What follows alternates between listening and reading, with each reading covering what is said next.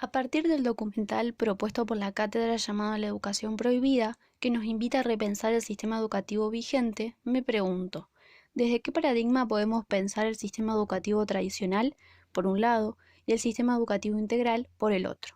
Tomando como eje algunos conceptos de la cátedra de Salud Pública y Salud Mental. En primer lugar, voy a tomar el concepto de paradigma de Lores Arnaiz, el cual se define como una visión de la realidad que está internalizada en nosotros y que se expresa en nuestros conceptos y prácticas. Es un posicionamiento y es un recorte de la realidad. Por un lado, ella va a definir el paradigma tecnocrático, donde ubicó el nacimiento del sistema educativo tradicional, y por el otro, el paradigma alternativo, donde ubicó el sistema educativo integral y holístico. El sistema educativo tradicional vigente hoy en día se basa en la escuela prusiana, que nace en la época del despotismo ilustrado, originándose en Prusia, con el fin de inculcar disciplina, obediencia, en base a un régimen autoritario para crear un pueblo dócil, obediente y apto para las guerras. Así entonces, situamos a la escuela como adiestramiento. El paradigma tecnocrático está posicionado desde el positivismo, en el siglo XVIII, el cual plantea que todo conocimiento debe ser medible, cuantificable y observable.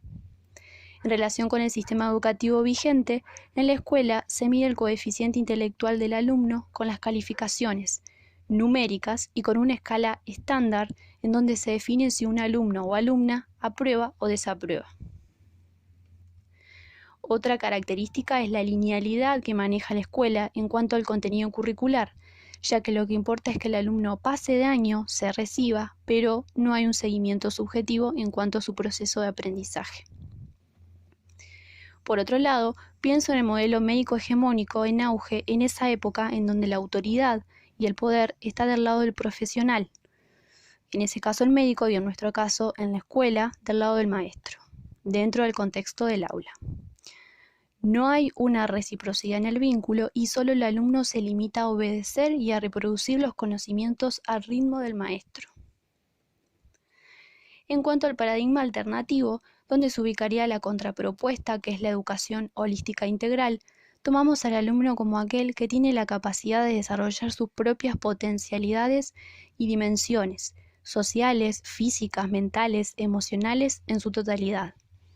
Y un poco para resumir esta propuesta interesante, me quedo con esta frase del documental que dice así: el aprendizaje nace de una pregunta en el caos y no de una respuesta en el orden.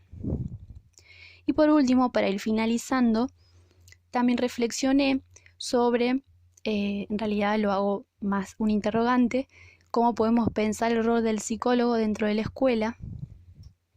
Y yo lo pensé como que el psicólogo será aquel que pueda construir y construirse como un puente entre la escuela como institución y el alumno, dándole lugar a lo subjetivo y a la diferenciación propia de cada uno en espacios creativos, como por ejemplo talleres, debates en comunidad, juegos.